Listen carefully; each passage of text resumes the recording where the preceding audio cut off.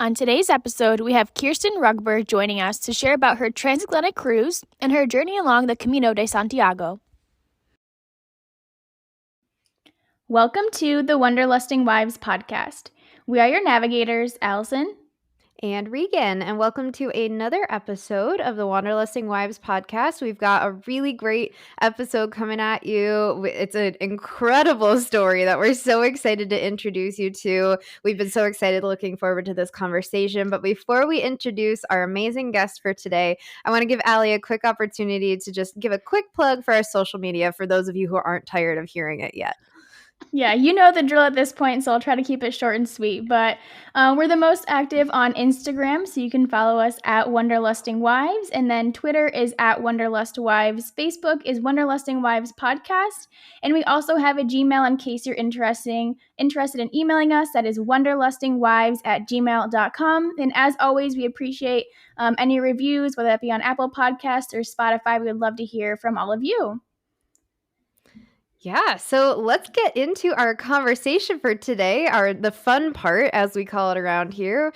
Kirsten Rudberg is with us today, and we're really excited. Kirsten has some incredible stories of travel and how it's kind of shaped her, both in her childhood and then her upbringing, and then as an adult as well. So welcome, Kirsten. We're so glad to have you. Oh, I'm so excited to be here. You have no idea.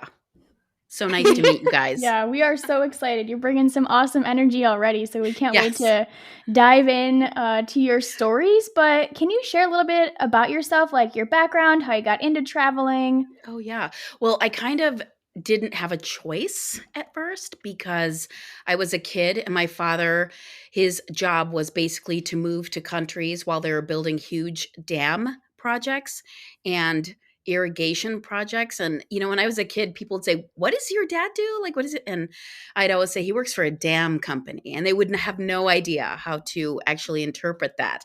But I also myself was like, I don't know exactly what he does. He could maybe be in the CIA. Anything could happen. So because of that, the contracts were so long that, for example, when I was really little, I lived in Guyana, South America for a couple years. And then we came back to the States for a year or two. And then we went to Pakistan and lived in Lahore, Pakistan for 4 years and then came back. But of course, on all these trips and travels, we went to all these different places, like Thailand, the Maldives, Kashmir, Sri Lanka, so many different places. And as a kid, I just got dragged along. I didn't really get a choice. But it also was like the most amazing childhood ever, because I got to see things most people don't at such a pivotal age. It kind of shaped my entire worldview for the rest of my life. So I'm so lucky. I'm so lucky that I had that childhood. So yeah.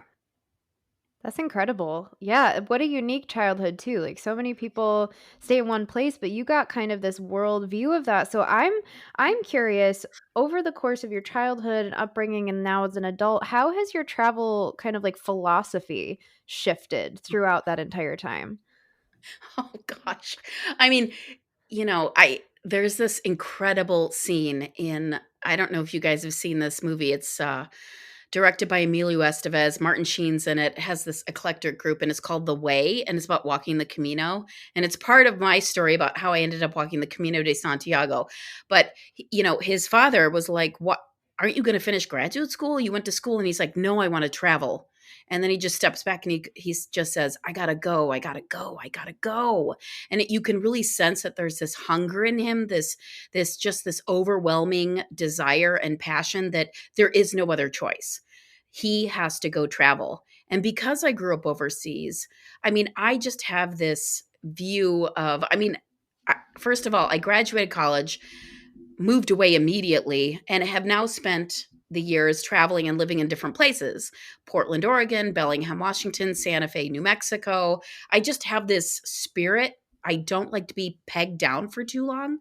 I want to see new places because this world is so beautiful, but I also want to meet new people. And so I get to feed seeing new beautiful places, making myself stronger and braver with each move, because I usually move a place where I don't know anybody, and that's terrifying.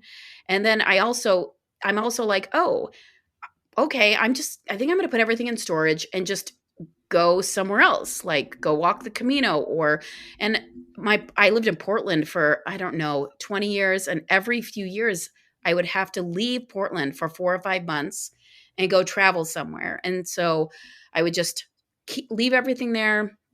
I went and, lived in downtown Chicago for 5 months when I did the Camino for 3 or 4 months. I have to get out there because this world, my feet are like always ahead of me, like off on a adventure. And I'm like, you got to wait till I can catch up. Okay. So yeah, I just can't stop traveling.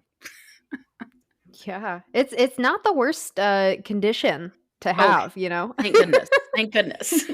Yeah, absolutely. I love that like your journey ties in perfectly with our podcast of like wanderlust. You have this sense of wanderlust, but yet you're actually going out there and doing those things. So do you find yourself having like a bucket list of like, okay, this is where I want to go next? Or is it just kind of like wherever life takes you? How do you decide where your next journey is going to be?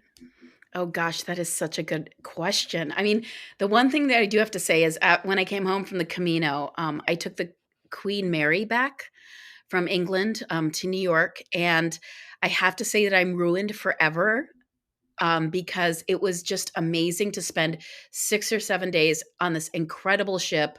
And I walked into my stateroom and there was a bottle of champagne there, breakfast in bed every day, giant white fluffy robe. I was like, this is like my life. I want this to be my life. So all that to say, I do have a bucket list and a lot of it is around, I love cities that are full of culture and art. So, but I also like cities with deep history or places with deep history. So on my bucket list, for example, is Ireland and Scotland. And I want to go to the Isle of Skye, partially because, I have a lot of Scottish in my ancestry. And so it'll be like going back and visiting where my ancestors came from. And I really feel a connection with the land there, a really deep connection. There's a special word for it, like feeling an ache for a place that you've never been to. I have that for Scotland.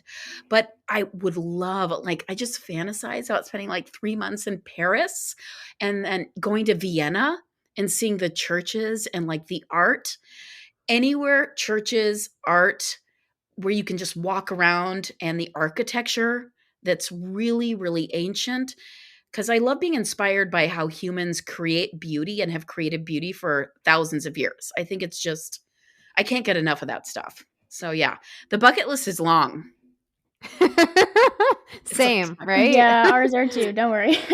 Yeah, for sure. It's just incredible to hear somebody who speaks about travel in such a beautiful way too, and how it can kind of have that lifelong impact on you for in ways that you didn't even expect it to.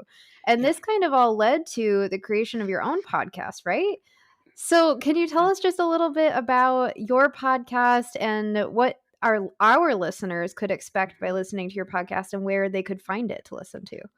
Yeah. It's called Bite-Sized Blessings, and it's BYTE, and that's because every episode you get either the long form interview, or if you don't have enough time, you can listen to the little bite episode, which is just like the main nugget of the show. And I have to say that growing up overseas as a child, I got to play with kids from all over the world at the American school that I went to, and so I went to school with kids who were from Canada, from Germany, from Vietnam. I mean, African countries, everywhere you could imagine.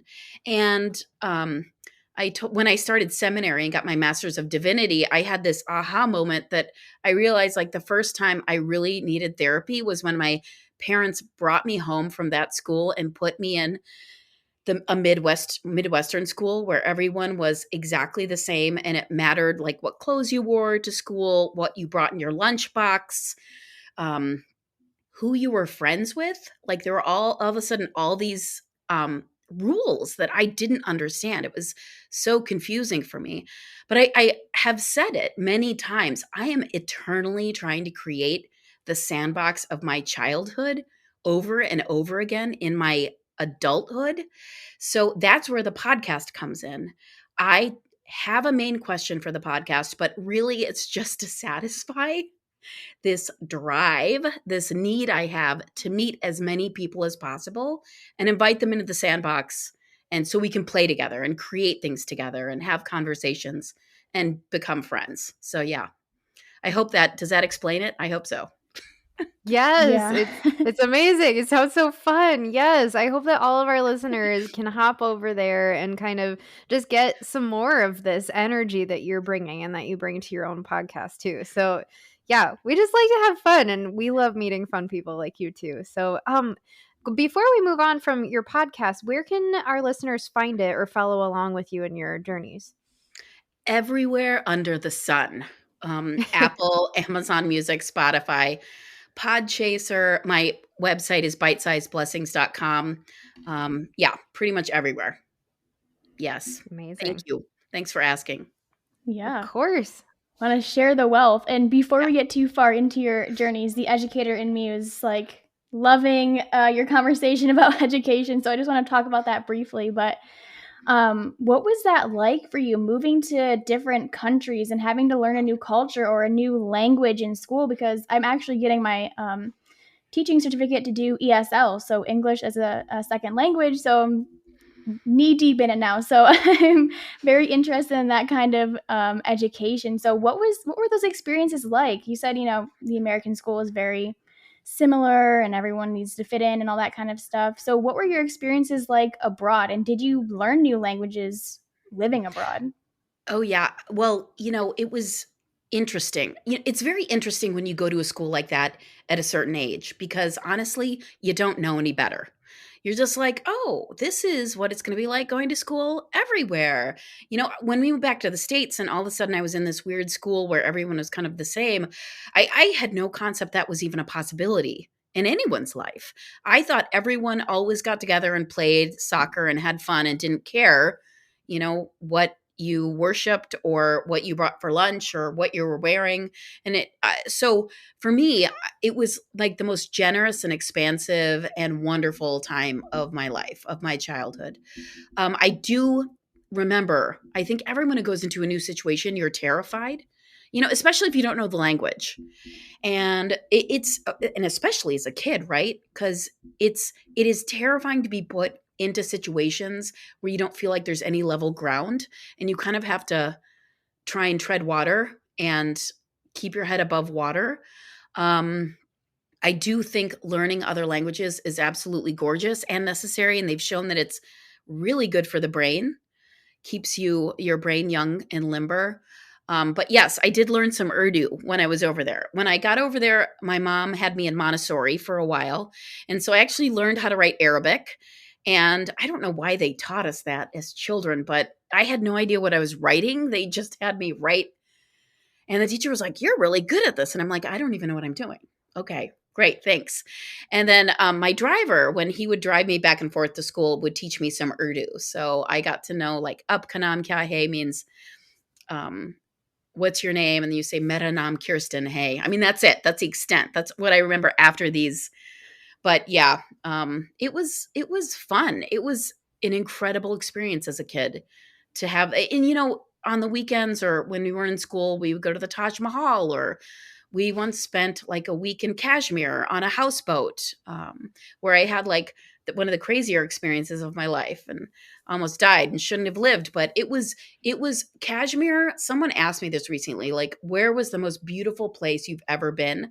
And it's Kashmir. Like that place will never ever leave my heart because the fact that it's so ingrained in me this much time later tells you just how insanely gorgeous it was. It's like beyond description.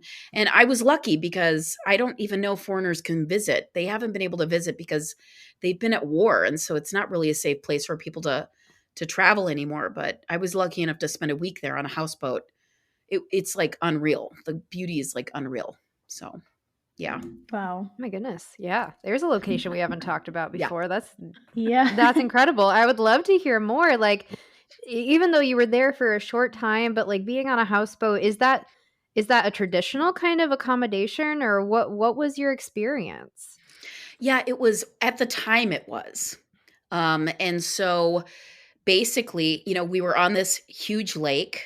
If you want to imagine the color green, and to get anywhere, we'd have to get in this little boat. and this gentleman would paddle us, to a big estate house to have lunch or tea, to somewhere else to eat. We ate a lot of meals on the houseboat, but the entire lake has these massive water lily pads. And so it's just flowers and water lilies everywhere. Not a lot of sound because it's just utterly silent. It's birds, frogs, animals, because it's in the middle of nowhere. At the time, there wasn't really a lot of technology. It was just very simple. But then you'd go and they had these massive, incredibly intricate, just impeccable gardens. So you would get out of the boat and just walk around roses and flowers and bushes and just absolute gorgeousness. I mean, I can still smell the roses. And sometimes when I'm walking past a rose bush, even now, if I smell it, it takes me instantly back to Kashmir. And I just am in that space. Just unbelievable beauty, unbelievable beauty. There were alligators and crocodiles. And so this is a quick story. I was bored because my parents were there and it was me and my brother and sister weren't there. I was bored. So I made a game out of holding onto this really tiny ledge that was at face height. And I would walk around the outside of the houseboat with my feet on a 2-inch ledge. So to have fun, I would just go around. And one day I slipped and fell. And on the way down off the houseboat, I caught where my feet had been standing and started screaming bloody murder. And the gentleman who was helping us had to climb out on and saved me before an alligator could get me. So I still remember it. It was, I mean, terrifying. I got in some trouble. I got in a little bit of trouble. It was a little bit of trouble. But wow. I'll never forget that because I still think to myself, how did you catch that ledge? How? Yeah. Because, I didn't really know how to swim yet. And so if I wouldn't have caught it, I don't know if I would have made it. It's just the whole thing's kind of astonishing. It's probably because, I'm supposed to do this podcast. That's right. Yeah. It's all coming together now. It's a story that you're meant to share. Yeah. Amazing. Wow. That sounds incredible. That sounds like a really incredible opportunity and one that not a lot of people get to have. So thank you for sharing about that. A little tidbit off of what we had expected to talk about. But hey, that's what happens, right? With these podcasts, you just get into conversations, see where it goes, and it ends up in a really cool place. But I know we also really want to talk about you have this incredible journey getting you to the Camino de Santiago. Yes. And I mean, we have questions galore about what does transportation look like? And it sounds like you took kind of every form of transportation under the sun. So, but I think your story and just kind of talking about it will kind of answer all of our questions. So I would love to just open up the floor, if you will. Just tell us about what that journey was for you and what kind of motivated it also. Yeah. Well, at the time, I've told the story a few times, so I have it condensed into a delicious little nugget for you. So I was at a feast day in Portland, Oregon, and at a monastery.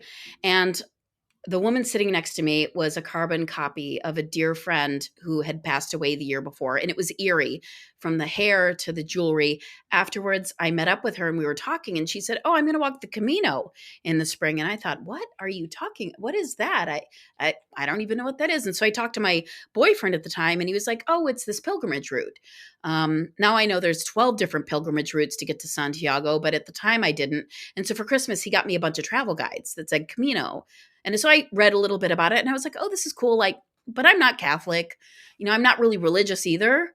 But yeah, I mean, this is interesting, I guess.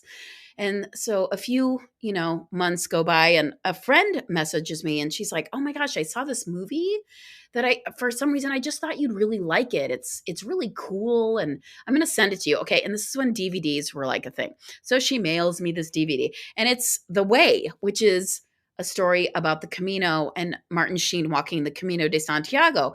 And I thought, "Oh, okay." I watched it and I'm like, "Oh, I get a better idea of what this looks like." A few more months go by and I'm just randomly talking to my acupuncturist and he's like, "Oh, my mom walked the Camino." And I was like, "What?" And he said, "Yeah, she broke her ankle after 500 miles." And I was like, what? Am I the only person who didn't know this thing existed? Like, what is happening? And here's what a random thing for you to bring up. And that's really strange. And we talked about it. And then like 6 months go by. And a dear friend who lived at the Oregon coast called me. And she said, I have to tell you, had been closing her mom's house down in Kansas. Her mom had been moved into an Alzheimer's care unit and she was closing her house down. She was putting the study away. And she said, I found this pamphlet from the 60s for this walk. And I just feel like I'm supposed to send it to you. And I was like, what? She's like, I just feel like I need to mail you this pamphlet from the 60s from my mom's study. And I'm like, that's weird. That's really weird, but okay. So I get it. And I open it up and it's a travel guide for the Camino from the 1960s. And I thought, what is going on? What is happening here? So whenever I have questions, I grab my tarot deck and I just pull the first card. And it said, you have not been listening to the messages that we've been sending. And I was like, you're joking, right? You want me to walk the Camino? Like, I'm not religious. I am not in good shape. I'm sorry, but I'm like, would never do this. If I'm going to go for like the full 3 months because I have to quit my job. I have to find someone to take care of my house and my animals. And it was like the second I said yes, and I said, I'm going to do this, every single roadblock that I had thought there would be was gone. And so I basically drove across the US, had a couple crazy things happen in Santa Fe and then New Orleans, and then parked my car in Miami, took the Norwegian Epic to Barcelona, took 3 trains down to southern France. And I'd done a lot of studying about what the Camino looked like. And so I was like, if I'm going to do this, I'm going to do it right. And so I chose a route that was known for its solitude and for how hard it was. Because if I'm going to be there for 3 months, and it just so happened that Europe and France had the worst weather they had in 90 years that summer. So everyone quit walking the Camino. And so I was like, in May I was walking and it was like hailing and snowing on me. I was covered in mud most days. It was amazing. Although it does get a little exhausting trying to suck your boots out of the mud but I have to tell you, I have never been treated with more love. I had a movie version of the Camino. A movie version. I was walking through, because I chose a route that went through a lot of really tiny villages. And I got off the train in southern France, and the woman at the tourist bureau was like, why are you here? She spoke English, thank goodness. And I said, I'm going to walk the Camino. And she's like, do you speak French? And I was like, nope. And she goes, this is not a good idea. And I was like, what? Why? And she's like, you're walking through some of the most remote country on this Camino. If you get in trouble, you will not be able to get help because no one speaks English. And I thought, you know what? I'm supposed to be here for some reason. So I know already that I'm going to be taken care of. And I had everything from walking through villages and people hanging out of their windows, yelling at me bonjour, to a gorgeous, impeccably beautiful French woman with long gray hair. She came up to me in the middle of the road and grabbed my cheeks. And she said, my dear, what are you doing? And I said, I'm walking the Camino. And she said, alone? And I said, yes. And she said, bless you. And she basically just held me. I had another instance where I was at this, I'd spent the night in the French woods because the weather was so bad. A lot of places closed down and weren't allowing pilgrims in. And so I basically slept in the woods. So I brought everything, my tent, my thermarest. I was carrying the heaviest pack on the Camino. So I was in the woods.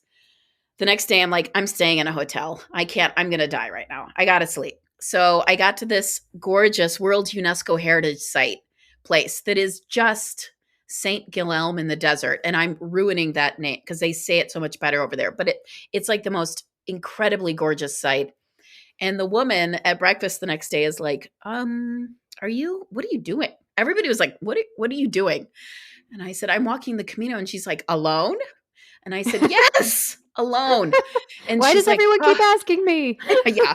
And she's like, oh, okay. And then a few minutes later, she had packed up a whole bunch of food and she gave me this basket of food to take with me. I have never, and then I would take a week off. So I took a week off and I spent some time in Toulouse, and then I traveled to Albi and I went to Carcassonne. So I got a really I never reached Santiago, by the way, because I was like, I'm going to do this on my own time. I will do what I'm supposed to do in the time that I'm supposed to do it. And I realized that my experience of the Camino was different than other people, because a lot of the people, Europeans, they say to themselves, I've got 2 weeks off. I'm going to start where I left off last year on the Camino, walk as far as I can for 2 weeks. And then next year I'll come back and walk again and do another 2 weeks. And so they do it piecemeal. But I just thought, if I'm going to make this effort, I'm in, I'm committed, I'm going to do it. And I just walked and walked, but I made it really spacious and like wonderful. And, found English language bookstores where there would be like a section of, and so my pack got heavier because I'd be shoving books in. But let me tell you, the food, oh my God. Do you know what it's like to eat like 6 chocolate croissants in one day and still lose weight? It's the most amazing thing on the planet. It is the best. That sounds like my kind of diet. Yes. Truly, truly. I mean, it was unbelievable. Unbelievable experience. Just incredibly gorgeous. And I have told people this. The French people were so loving towards me. I couldn't believe I was in their country and I didn't speak the language, but I've never felt more love from complete strangers in my entire life, ever. The best part was, sometimes these people would set up little places on the Camino and they'd rent out some rooms for the night. And so I stayed in this like 600-year-old castle that they'd kind of been rebuilding, and they had been former chefs. And so there's like a 4-course meal for dinner for €25. And they're like, we made this wine and flavored it with the strawberries from the field in the back. So it's like a strawberry white wine. And they're like, and then here's this salad with deliciousness from our garden. And I mean, I've never eaten better in my entire life. It was unbelievable. Unreal. Sounds incredible. Amazing. It was amazing. Now, I did take a route that a lot of people don't, because the Le Puy route is the one that's in the movie The Way, and it's like known as the party route. So that's the route that people go on. Tens of thousands of people are doing it every week. There's no solitude. It's like, you walk a few miles, you get an espresso. You walk a few miles, you drink some wine. You walk a few miles, but you meet tons of people.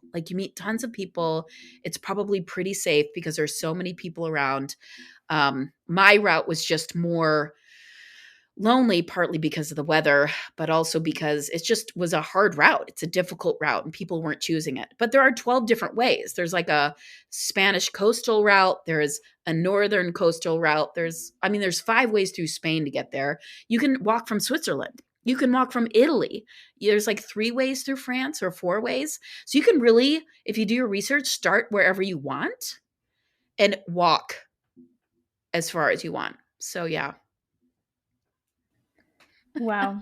I don't even know where to begin. That was an incredible journey, and one that you were clearly meant to be on. So, wow, that is very powerful. All those signs, it's just like, go there. You are meant to be there. So, wow, that's very powerful. But, go ahead. Oh, no, I was just going to say that it was like this time out of time, so that when I came back to life in Portland, I was depressed for quite a while, because that trip had been so enchanted. So that's the other thing. I'm sure you've talked about it on the show. Like, you go and you have these incredible experiences, these adventures, but sometimes, most of the time, you have to come home. And it's like, what does Reality it look like? hits. Yes. Yeah. Right. Yeah. So, man. Wow.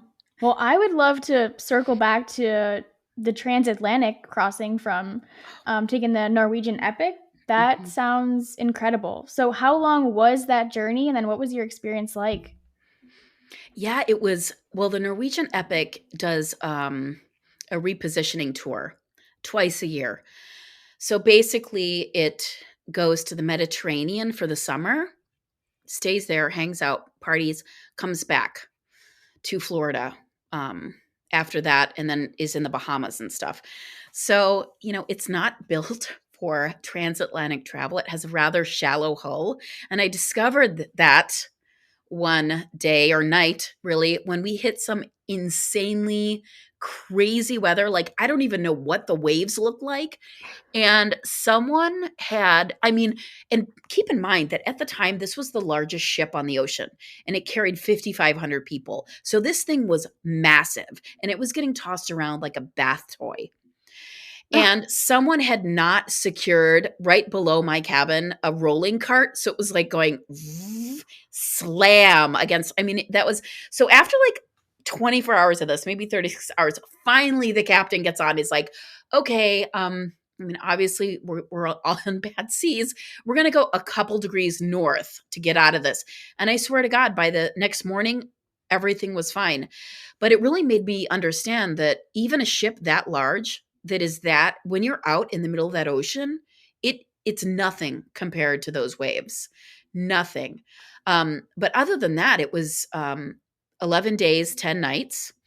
It was amazing sailing out of Miami, but then when you get to the middle of the ocean, it's so cold.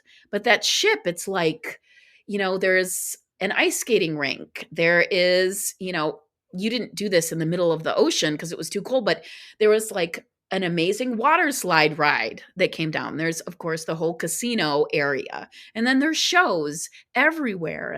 And the food is unbelievable. And, you can have room service. I actually got scopolamine patches to put behind my ears so I wouldn't get seasick. And they made me kind of drowsy. So I did do a lot of sleeping, but I was like, I'd rather do that versus throwing up all the time, especially with the time where it was like being tossed around. But it was, I met some really interesting people. Yeah, it was an interesting experience. It's just, the ship is so huge, you kind of can't understand how big it is. Does that make sense? It's like being in a city. Yeah. The Queen Mary is much smaller. I think it has 2,200 people, and that includes all the staff. But and that ship's built for transatlantic, so it just cuts through those waves like nobody's business. So those waves wouldn't have even affected it, and it was a 6-night journey because it just like powers through and just like gets through. So yeah, it was. That ship was interesting. It was. I met a lot of interesting people. You're kind of all stuck together. It's interesting because when we were like kind of learning about your story and like arranging for you to come on the podcast and everything, I was like, wait, the Norwegian Epic. I was looking at going on a Mediterranean cruise on the Epic for this coming summer.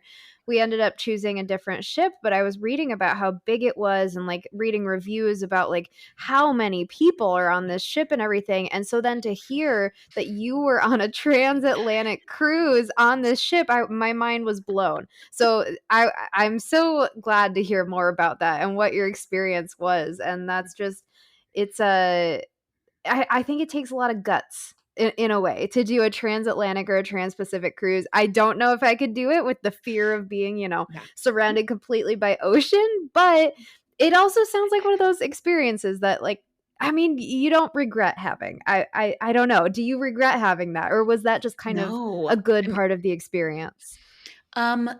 I didn't know what to expect. I mean, in the middle of the ocean, I did sit up one night and I'm like, what am I doing on this ship? What am I doing? Like, I'm crazy. I just like quit my job. I quit my life. I left my boyfriend. To do this walk, I must be insane. That was the only regret I had. I mean, the Norwegian Epic was more like a means to an end. But also I'd never cruised before. And I've never done a transatlantic, obviously. So I didn't know what to expect. Like I didn't expect those waves, but I don't regret it at all because now I know, now I know that I will only ever take the Queen Mary because of that robe. Yes. And the breakfast in bed. Yeah. Now what to follow up here a little bit, like the means to an end, what made you choose to do the cruise and to like kind of take this long journey to get to the journey rather than like flying or something? What was that decision making process like? Well, I was freaking out already about making this decision to even walk the Camino. Like it just seemed totally crazy pants to me. And I thought, I want to do this crazy thing in the most generous and spacious way possible. And so I want to not run around like a crazy person. I don't want to be rushed. Because my brain doesn't work well when I'm overwhelmed. Like I tend to shut down. I can't process things. I really need um, time and spaciousness to assimilate information. And so I thought, you know what? If I take a cruise, which I know is insane because I have to leave my car in Miami, that'll give me time. I won't be jet lagged when I get there, first of all. Who knows who I'll meet on the cruise, what interesting adventures I'll have. But then, you know, I'll have done it and I can say I've done it. And I will be rested for when I step off that ship and I'll be able to just, because I think I was really trying to grapple with the fact that I was doing this thing, this crazy thing. And so the cruise allowed me time. And then coming back on the Queen Mary did the same thing. Like really stop not doing the Camino anymore was like stepping out of a dream. I needed that 6 or 7 days to like fully kind of get grounded again and understand that I was going back to my normal life. Mm, that's really Yeah. interesting. That's fascinating. Yeah, I've never thought of it that way. Yeah. That's smart, Yes. honestly. Well, I was really, really, really lucky that I got to do the Camino in the way that I did. Um, it's really interesting. I graduated from college, could not get anyone to hire me to save my life. Got put with a temp agency. 3 months later, someone said, "This woman wants to talk to you about being hired full time." I walked in the room where to be interviewed, and I looked at her and I was like, "Oh my God, I know you." And she said later, she's like, "I had the same feeling. We've known each other before." I had never experienced that in my life, but I walked in that room and I was like, "Oh my God," it was like coming home. And I couldn't explain it. I was like, "I do not even know what this means." And so she was the one who had died that I recognized that woman next to me at that feast day. But also when she passed away, she left me some money, which I was totally unexpected, but which allowed me to do the Camino in a way that was really, really lovely and where I could take my time. Otherwise, I would have never been able to do it. So I really do think that, my temp job was part of my story as well. And walking in that room and meeting Linda, my best friend, was part of it. Um, so yeah, it's sort of foreordained, but it's also, I think we can, have fun in between the foreordained events. Yeah, wow. That is very special and powerful experience that you had. And you bring up a good point, like the money aspect. So, of course, you have to pay for the transatlantic cruise, all that kind of stuff. But is there any cost associated with the Camino, maybe other than like food, or is it just a free passage that you get to go on? Yeah, it's interesting. At the time when I like took the Norwegian Epic, it was about the same as and they literally just bought they built staterooms for single travelers. It was like this new thing. And it was about the same as an airline at that time. So I was really lucky with that. Oh, Now for wow. the you can do the Camino in a lot of different ways. You can do the Camino so on the cheap, it's like ridiculous to where you of course there are all these guides, but then you meet people and you get connections and you can spend anywhere from if you want to stay in a big like some people have houses, some people have large like churches sometimes have larger like annexes with a bunch of bunk beds. Some cities sometimes have like accommodations for pilgrims, and those can be anywhere from like 7 to 15 euro a night, depending on if one of the places that I stayed that had the strawberry wine, I believe it was like 25 euro a night, but the food came with it. So you were sitting at the table and having a meal at the same time. So every single place is different. So you can kind of do it, you know, at that time, I think probably still as expensive or inexpensively as you want, depending on just how much time you have, how much money you want to spend. Because, these cities and these villages are not unaware that they make money from the pilgrims coming through. So they want to have places for them to stay because then they'll go into town and they'll visit the restaurants. Maybe they'll buy some coffee. So it's important for them to provide those accommodations and make them reasonable for people. So yeah. Yeah, that makes a lot of sense. And I've just heard time and time again the hospitality, especially as you get out of Yeah. the touristy places in any country, really, but like in particular in Europe. And I've heard it multiple times about specifically France, about how Yes. it's just like the hospitality and like the deep drive to just be accommodating and warm and welcoming. Like that's, and I mean, it sounds like it's just ingrained, and especially when you're on something, you're located along the Camino, that's just it's a natural thing. That's kind of incredible to hear. And I'm kind of wondering, like, how do you plan for this kind of adventure? Like, what does that look like? Well, I mean, first of all, to do the Camino, if we're going to talk about that, there are so many guidebooks these days. And since there are 12 different ways, you kind of have to ask yourself, why am I going? Like, do I want to go for like the wine and the coffee? Or do I want to go and actually have some solitude? And am I going for another purpose? Because I met people who had cancer or who had weird diseases. Like they're all walking for different reasons. So you kind of have to figure out what your intention is. And once you figure out and you can also like have solitude, but also have a glass of wine. But that really is going to inform what path you take. You absolutely should do some research about what the topography looks like. Really have an honest conversation with yourself about your health and what your capacity is for walking every day. Like the first day I left, this is so funny. I left from Arles. Arles. I called it Arles. It's in southern France. It's where Van Gogh painted. And as I was walking through France, people were like, "Oh, where did you start walking?" And I was like, "Arles." And they're like, "What?" And I'm like, "Arles, Arles." And they're like, "Okay, no, show us on a map." And I point and they'd be like, "Oh, Arles." And I was like, "Okay, yeah, whatever you said. That's where." So, just be really clear on your capacity for walking, because the first day was 28 kilometers for me. I had one bottle of water. And I got so dehydrated, and it was a warm day. I got so dehydrated and sick. And I did not, but it taught me a lesson as I slowly like limped into town, that I needed to be better prepared and know what I was going into every day. I mean, it was a lesson I needed to learn, and thank goodness I made it. Yeah. Yeah. Also, learn how to say "I am lost" in whatever country you're in. That is a great tip. Yes. Oh my gosh. Yes. How has nobody ever said that on our podcast before? That's like traveling 101. Yes, Yes. please. I am lost and bring me wine. Like Yeah.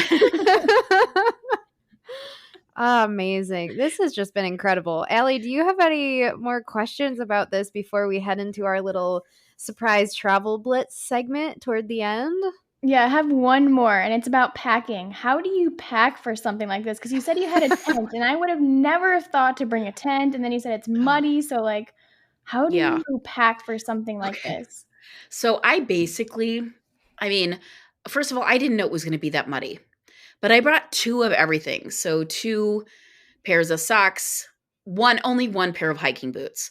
But like my underwear was basically from REI, wash and wear. So at the end of the day, I mean, I would have to go in and I bought these shirts, two shirts, the same pair of pants, which kept getting bigger and bigger, much to my delight as I was walking. But everything could be scrubbed off in like a sink or a basin, and then you could hang it. It would be dry by the morning. So I just made sure that I had all the layers that I needed, but like not much of anything. And I was just going to have to be okay with looking the same day after day after day. Cause you kind of have to, I mean, I didn't bring any makeup. I brought the bare essentials, toothpaste, toothbrush. And I've talked about it before. There's something innately peaceful and beautiful about every day. You'd wake up, brush your teeth, put your hair in a ponytail, get dressed, have breakfast, and walk. And it was the most meditative thing. It was like that action every morning. And then it was just the walking. And it was really contemplative because you didn't have to think about anything else. I mean, you just walked, and then you'd get to the place, eat, and then go to sleep. And then you'd wake up and you'd do the same thing. And it was really remarkable. So I didn't bring I did bring a tent and, you know, rain fly, and which I had to use all that stuff, but nobody brings that stuff. Only me. And thank God I did, because I had to, sleep in the forest one night. So yeah.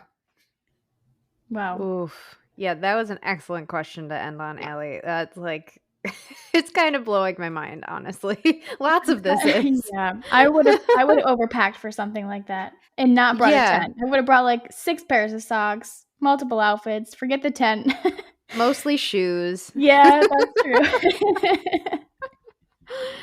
Which, I mean, everybody has their own packing style too, and it's definitely has to vary from trip to trip. Allie and I still don't understand how we packed into only a backpack for our trip to Iceland a few years ago. Like, I can't replicate that. I don't know how we did it. Like, but it's like you kind of have to sometimes based on what luggage and everything. So, yeah. Well, this has been Yeah. amazing. I am so glad that we got to talk to you about all of this. And before we sign off, we do have our Travel Blitz segment, which is a fun little segment where we're going to kind of rattle off some very simple, very fun travel related questions. And we invite you to kind of say whatever pops into your mind first. It doesn't require explanation, but just a quick little thing. If our travelers, or rather our listeners, who may also be travelers, connected with you during this episode, if they kind of identify with something you said or the type of traveler you are, this just kind of gives them a quick little snapshot of maybe some other things that they can think about as they're Okay, thinking about travel in their lives. great. So, Allie, you want to kick us off with our first question? Yeah, starting off a little bit easy here. So, number 1 travel tip or hack that you have. It doesn't have to be Camino related, just travel in general. Simplicity. So just like with the Camino where I brought 2 shirts, 1 pair of pants, simplicity. Try to make it as streamlined as possible. Don't bring a ton of stuff. So then you have more room in your backpack or your luggage to buy cool things and bring them back with you. Ooh, I love that part. Yes. All right, our second question here. Top 3 destinations that you have been to. Okay, number 1's Kashmir, but I think I already kind of let you know that. Can I choose a whole country? Sure. Okay, Yeah. so second is France. I mean, I think, the food is utterly exquisite. It's like ridiculous, but it's gorgeous and beautiful, and the people are treasures. So I would say France for sure. Oh my God, a third country. Oh, the Maldives. Oh my God, I got to spend 2 Mm. weeks in the Maldives when I was a kid. Oh, And I just have to say that at the time, it was one of the most precious. It was before all the big resorts came in. So I'll never forget being on a glass bottom boat and seeing snorkelers like accidentally be underneath us. It was like amazing. I also, the first time I'd ever seen nude sunbathers as a kid, and I was like, what's happening over there? My parents are like, don't look, don't look. amazing. I'm so jealous and like amazed. Yes. Yes. Well, how about the top 3 destinations that you want to go to? Ooh, Scotland is number 1. And the Isle of Skye, I think you can wrap into that because, it's Scotland's like it's all one. I really, really, really, as I said, would love to spend months in Paris, but that's because I just want to walk around. I just want to investigate the city by foot. And I feel like if I have more time to do that, it'll be more rewarding. And then the third is Venice, partially because it's sinking into the ocean, but the art and the architecture. And I would do that for months as well, just so that I can get a better, like, be less frantic. I absorb more and understand more about a place if Yeah. I'm not running around like a chicken with my head cut off. So, yeah. Yeah. Yeah. That's also a great travel tip just to pop in here is like stay Yeah. places for longer if you can. Yeah. Yeah, for sure. Okay. Question number 4. What is the strangest thing you have eaten while traveling? Oh my gosh. Okay, well, this isn't that strange, but I 100% have been very anti-pate because they force feed the geese, and I think it's abuse. And I just don't think it's a really loving practice. And then, you're like, okay, I'm just going to grind up this liver and what have you. But everybody's like, it's amazing. And so I ended up, while I was walking the Camino in France, staying at this gorgeous house in the middle of the countryside where this couple took pilgrims in for like years. But before that, they'd owned a, I don't know, 3-star Michelin star restaurant. Then they retired. So let's just say the meal was unbelievable. And the first course was this gorgeous salad with these toast points on top of it I was like, this is the best, most amazing thing I've ever had in my life. And at the end I was like, oh, what was on the toast points? And they're like, pate. And I was like, oh my God. I totally okay, it Snuck is that one in there. delicious. It's delicious. Oh, that's such a bittersweet moment, I guess. I know. Delicious and also, oh, come on. I know. Well, last question for you. The top thing you can't travel without. Obviously, you need a toothbrush and all that kind of stuff. But besides the essentials. I would say a good book. And that's because, when the day is done and I've had my adventure, whether it's walking or, visiting a museum or visiting a friend and having a meal, I always want to come back to the hotel or wherever I'm staying and read and decompress and like escape my life, go to another place.